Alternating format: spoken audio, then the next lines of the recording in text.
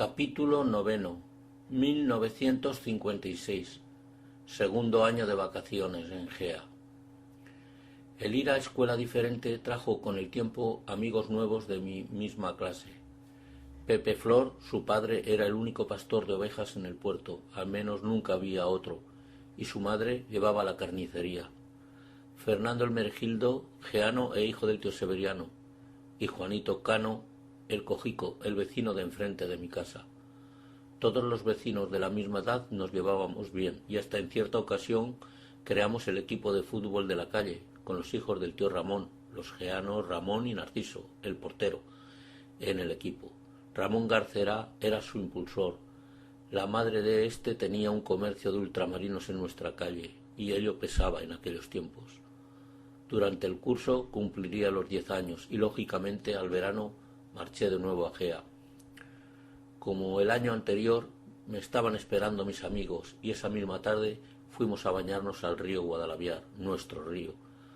Cada año los niños del pueblo elegían un lugar en el cauce del mismo. Este año correspondía al Pozo de la Piedra.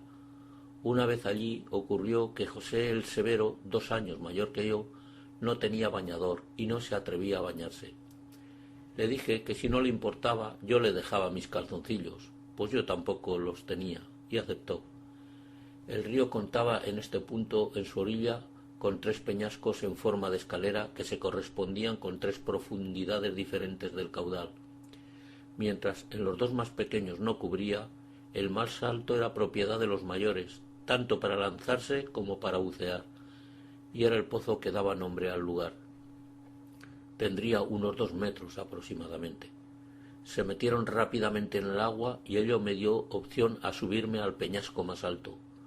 A la vez, todos comenzaron a pedirme que me lanzara al agua. Sí, eso hubiera querido yo, pero si no sabía ni nadar. De pronto escuché una voz que venía de arriba de la ermita de San Antonio, que decía: «¡Os estáis bañando sin taparrabos! ¡Os vais a enterar!». Era el párroco, Mosén Alejandro.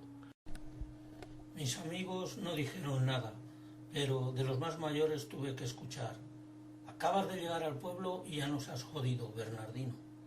Aquella misma tarde aún le daría tiempo al cura de mandar a mi tío Victorino el alguacil que echara un bando con la siguiente canción: «Se hace saber que todo aquel que se bañe en el río sin taparrabos sufrirá la multa de 25 pesetas. No hay mal que por bien no venga». El tío Jacobo, que los vendía, aumentó sus ventas, por lo menos con mi nuevo bañador geano. Recuerdo también que para aprender a nadar utilizábamos una tabla y que apoyándonos en ella y moviendo las piernas nos deslizaba la corriente aguas abajo, tomando incluso la curva de este tramo. El pasar por la zona más profunda con la tabla producía gran emoción. Después salíamos del río y remontábamos unos 30 metros por el camino y a comenzar de nuevo. Cuando ya sabíamos nadar, nos tirábamos una manzana, aún verde, normalmente unos metros aguas arriba, y tratábamos de recogerla con la boca. Además de las manzanas, también solíamos coger moras negras de las zarzas y nueces, hasta cuando no se podían ni comer. Estas últimas en la zona de las Nogueras. Por cierto, este año de 2013 me he llevado una sorpresa. Solo el nogal de Aracel y la forestala tendrá nueces. De todos los demás del pueblo se ocupó una helada, según José el Garroso. Estando bañándonos, los chavales comenzaron a decir que si este año había mucha pesca, que si fulano tiene caña, que si el tío Piz pescaba mucho, etc. Recordé que a mi primo Antonio el madrileño le vi guardar el año anterior una caña en el rincón de un cuarto en casa de mi tía Victoriana. Así que no me lo pensé y me la llevé a casa de mis abuelos. Mi tía Ascensión la sorda me advirtió que cuidado con romperla y yo le dije que tranquila, que lo que iba a hacer era traer muchas truchas y barbos y sin cebo. Lo que ocurrió es que nada más llegar al río ya había partido la caña por la mitad. No quiero recordar cómo se puso mi primo cuando llegó ese verano de vacaciones. No me pegó, pero ya nunca más toqué sus cosas. No solo yo hacía trastadas. Recuerdo el día que estando jugando en casa de José María el Marzo, con este y Constancio el secretario, El primero, no sé por qué motivo, se enfadó y nos declaró la guerra. Nos metimos en la cuadra y cerramos la puerta, porque desde el corral no paraba de lanzarnos objetos. Cuando dejó de tirar cosas y dijo que nos perdonaba la vida, le abrimos y pudimos ver la puerta pintada de colores. Había estrellado todos los huevos que habían puesto sus gallinas. Su madre, la tía María, una de las mujeres más buenas que he visto en mi vida, nos preparó la merienda a los tres. Ella sabía que su único hijo también era muy travieso.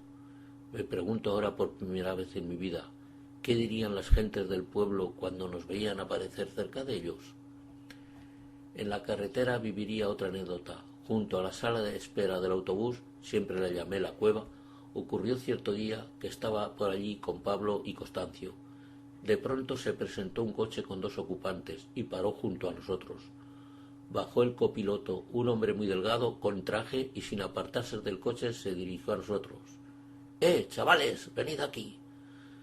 Pablo el Parretas, que tenía entonces 12 años, salió corriendo y saltó la parte baja del muro, unos 2 metros aproximadamente, limpiamente.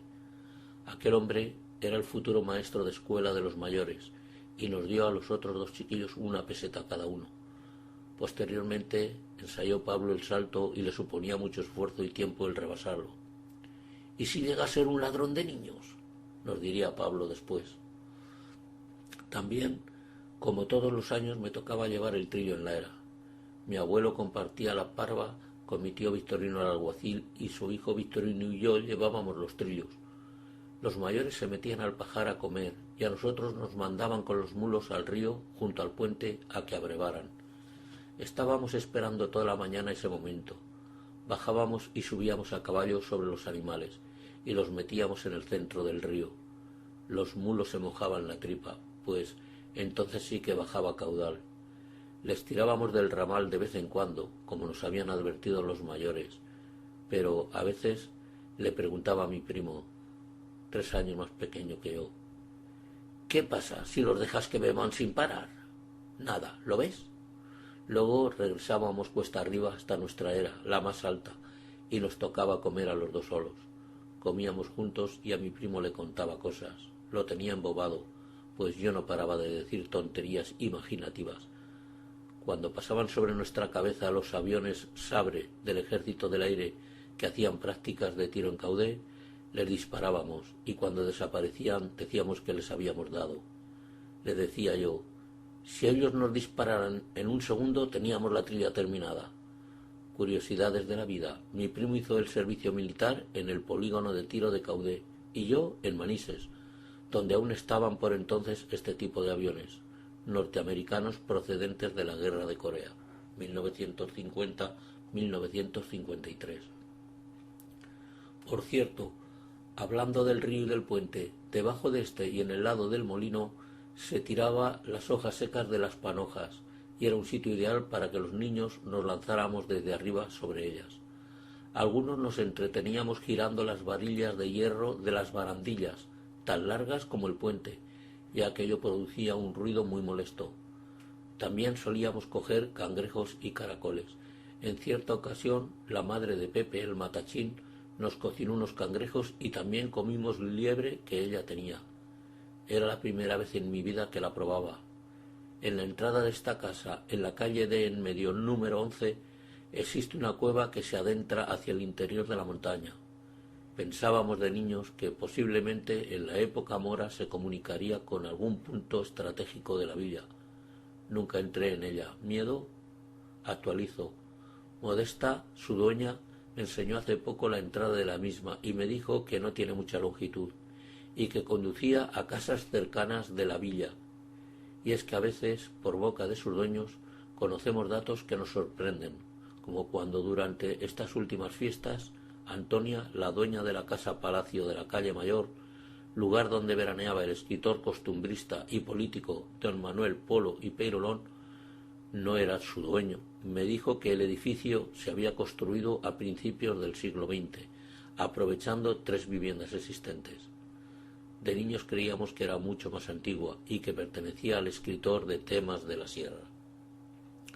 Recuerdo que también por entonces mis abuelos decidieron eliminar el fuego del suelo y los morillos y comprar una cocinilla con horno y agua caliente. Mi abuela no tendría radio en su vida, pero la cocinilla le iba a paliar parte de esta ilusión también. Como solía decir mi padre, la abuela tiene un toque para la cocina buenísimo. Hoy mismo, cuando escribo estas letras, os diré que he comido sopa con fideos de cocido. Y he vuelto a recordar cuando subía la comida a la era en época de la trivia, y parte de nuestro menú era su sopa casera.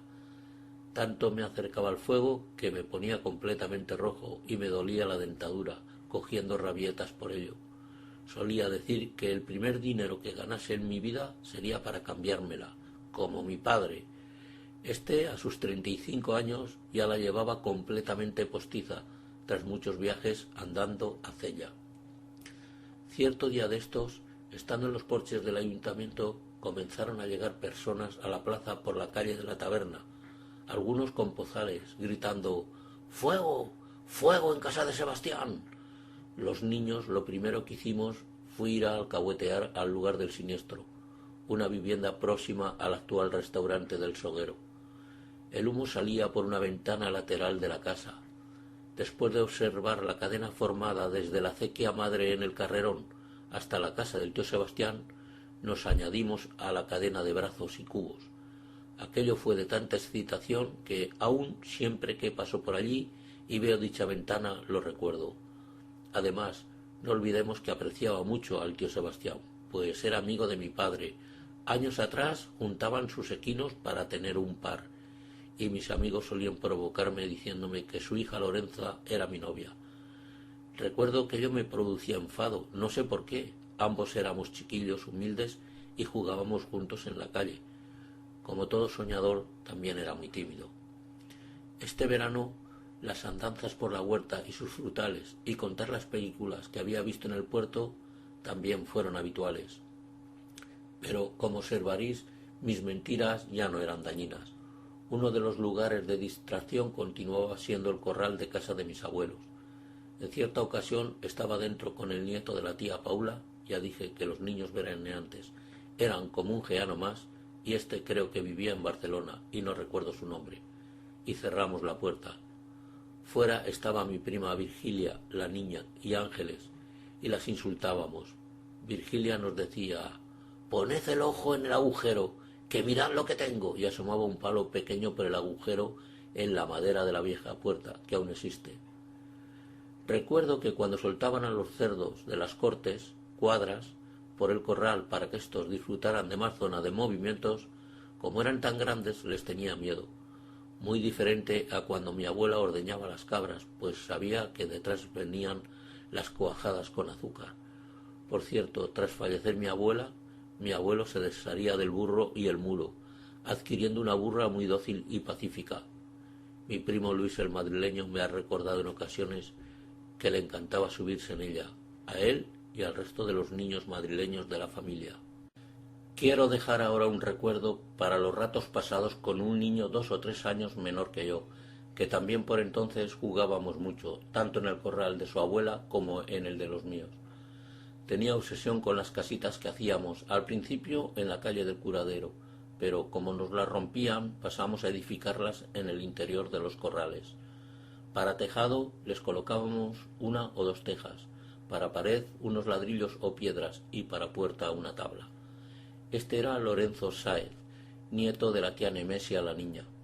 ¿Quién le iba a decir entonces que de mayor iba a ser el propulsor de la actual sociedad del novillo?